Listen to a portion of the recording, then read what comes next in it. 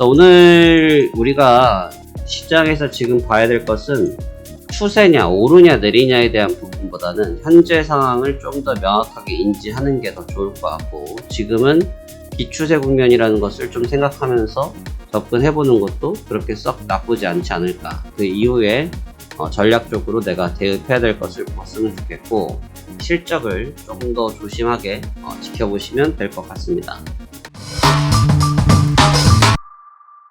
자, 안녕하십니까. 파생왕 송대표입니다. 2024년도 10월 29일 화요일 현 시간 오전 10시 48분 지나고 있습니다. 자, 어제 시장 잘 마무리 하셨습니까?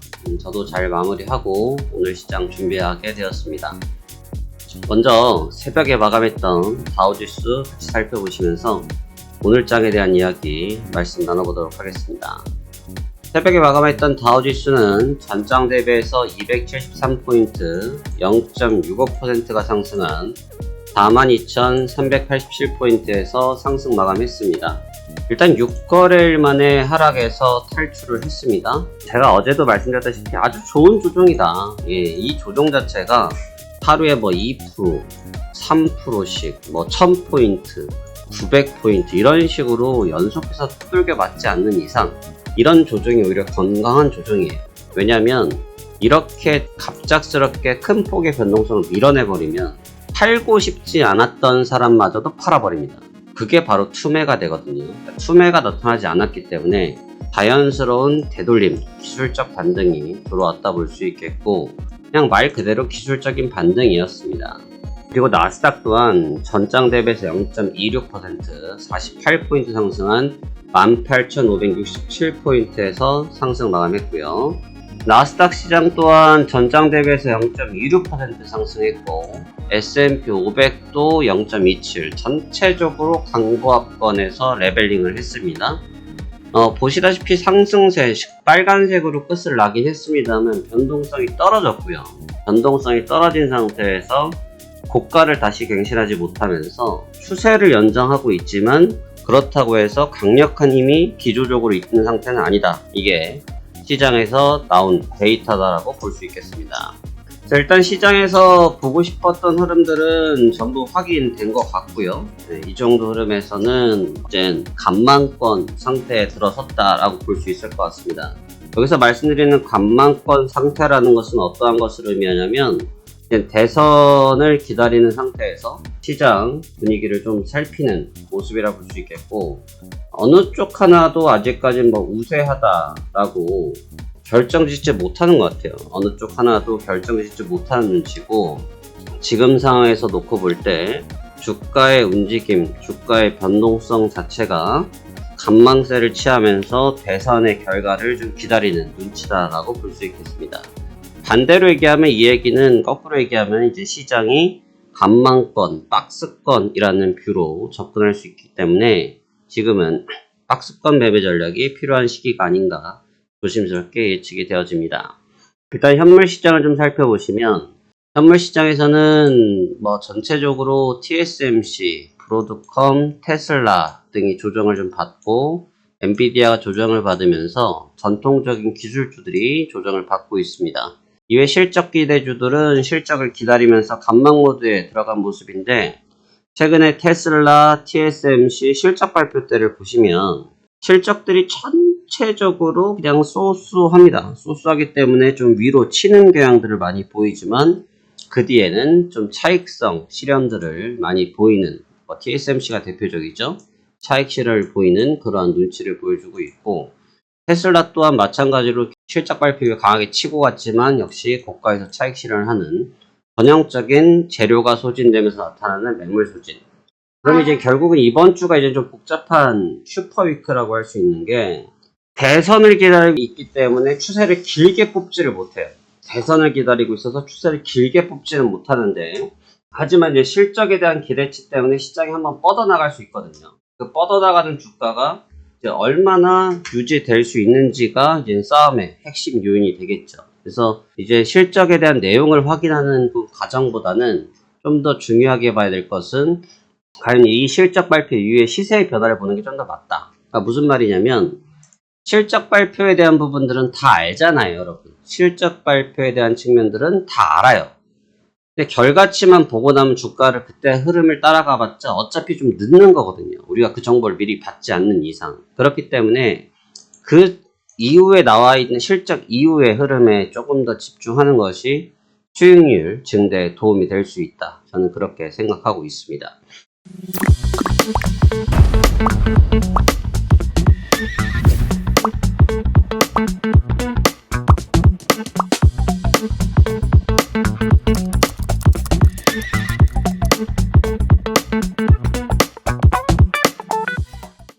자, 이제 오늘장에 대한 이야기 드릴 겁니다. 오늘장에 대한 이야기인데, 저는 이제 어제 매도 포지션으로 겨우예요.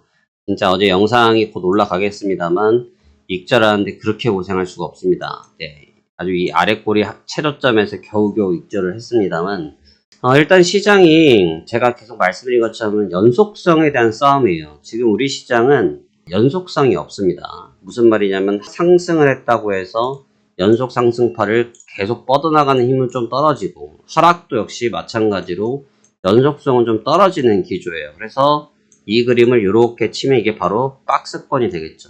네, 전형적인 박스권의 모습이 됩니다. 그래서 현재 포지션 상태는 박스권 구조라고 볼 수 있는데, 문제는 이제 요 구간이 제가 생각할 때는 저는 이제 어제 이 부분 때문에 그냥 매도를 친 거거든요. 이 부분이 조금 뭐라고 할까, 오버슈팅이라고 저는 생각합니다. 제 개인적인 소견은. 그래서 해당 영역 구간 밴드는 좀 가하지 않냐라고 보는 측면이 있고, 그렇기 때문에 박스를 치더라도 해당 영역보다는 요 정도 영역에서 박스를 취하는 것이 전통적이지 않을까, 저는 그렇게 예측을 하고 있습니다. 그래서 지금 관점은 박스권 뷰에서 이어지는 시장 조정 테스트, 이런 뷰로 보실 수가 있겠고, 오늘 이제 주목을 해봐야 될 부분들은 과연 여기서 숨고르기를 하고 있는 과정이 이어질 것이냐, 짧게 끝날 것이냐예요. 경제지표가 좀 오늘부터 좀 시작되거든요. 어제는 경제지표가 좀 매끈했던 날이라서 거의 보실 게 없었고, 오늘은 이제 개장 전부터 이제 지표들이 좀 쏟아지는데, 도매재고부터 소매재고, 주택가격지수부터, 그다음에 쫄트 지표가 11시에 나옵니다.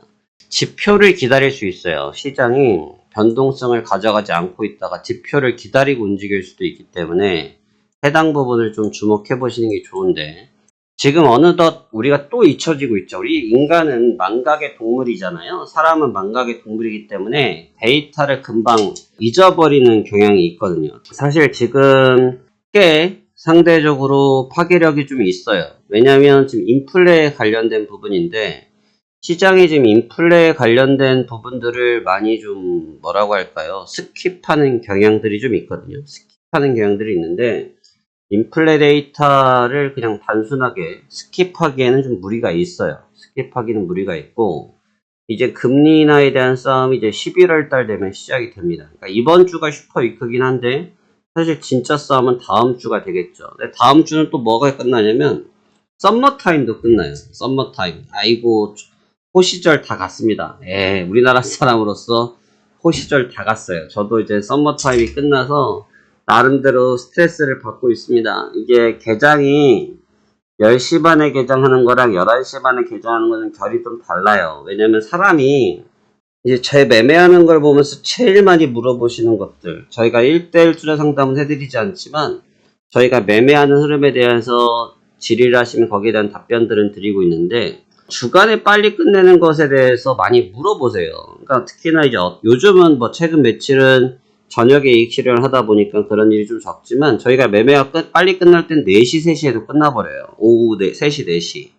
그리고 그날 이후에 저녁에 매매 안 합니다. 그러니까 저녁 시간에 매매에 대한 부분인데, 저녁 시간은 일단 기본적으로 주간 대비 변동성이 너무 높아요, 여러분. 그래서 여러분들은 변동성이 높으면 수익률이 많다고 하는데, 여러분 그렇게 따지면 코인 선물하면 되죠. 코인 선물 변동성은 해외 선물보다 변동성이 더 큰데요. 그거 하면 되죠. 근데 거기에 그 리스크를 감당을 못 한단 말이에요. 제가 그래서 늘 말씀드리는 게, 제가 잡는 손절가는 진짜 긴 편이 아니에요. 네, 제가 잡고 있는 손절가는 길지도 않아요. 그러니까 여러분들이 말씀하신 이게 길다고 하면 야간장에서 여러분이 대응하기는 더 어려울 거예요. 야간장에 뭐 여러분 기준 보통 분들이 많이 말씀하시는 게 40틱 이런 얘기들 많이 하시는데 10포인트거든요. 10포인트면 1초에 움직여요. 1초에 여러분. 1초. 야간에는 제가 굳이 싸움을 안 하려고 하는데 썸머 타임이 끝나니까 결국 이제 10시 반까 11시 반 직전까지 싸우고 11시 반 이후로 이제 본장을 시작해야 되니까 이제 또 그런 또 이제 난간이 기다리고 있습니다. 뭐 여튼 그건 좀 각설하고 그래서 지금 이제 다음 주는 이제 금리 결정, 금리와 대선과 썸머 타임 이 모든 게 집약되다 보니까 시스템적인 변화가 많이 발생될 거란 말이죠. 그래서 주가의 변동성이 꽤 여러분들이 예상보다도 까다롭게 전개가 될 가능성이 있다라고 저는 볼 수 있습니다. 오늘 우리가 시장에서 지금 봐야 될 것은 추세냐 오르냐 내리냐에 대한 부분보다는 현재 상황을 좀 더 명확하게 인지하는 게 더 좋을 것 같고 지금은 비추세 국면이라는 것을 좀 생각하면서 접근해보는 것도 그렇게 썩 나쁘지 않지 않을까. 그 이후에 전략적으로 내가 대응해야 될 것을 봤으면 좋겠고 이젠 실적의 시즌이다. 실적. 자, 실적. 실적의 시즌인데 뭐 제가 볼 때 애플, 아마존 네, 여기가 글쎄요. 엄청 임팩트가 셀까? 라는 생각이 좀 있어요. 그러니까 애플도 아이폰 16이 생각보다고 그 다음에 구글도 요즘 광고 수입이 좀 빠져있는 상태가 있어서 좀 소소한 상태고 기술적으로도 좀 부담이 있고 그래서 이 두 가지 주가 이후의 흐름이 좀 더 가격해지지 않을까 생각하기 때문에 실적을 좀 더 조심하게 지켜보시면 될 것 같습니다. 시장은 여러분들한테 지금 덤벼들라고 얘기하고 있습니다. 하지만 M7, 5일 대선, 7일 연준, 11월 달에 데이터들이 축적되어 있고 오늘은 월말 이런 부분들이 누적되어 있기 때문에 여러분들이 조금 심사숙고하시면서 현재 시장 대응하는 것이 좋겠다라는 말씀 드리면서 오늘장 멘트 마무리 짓도록 하겠습니다. 자, 그러면 저는 다음 매매 영상에서 추가적인 내용들 이어서 설명드리도록 하겠습니다. 오늘도 성공 투자하시길 바라겠습니다. 감사합니다. 파생왕 송 대표였습니다.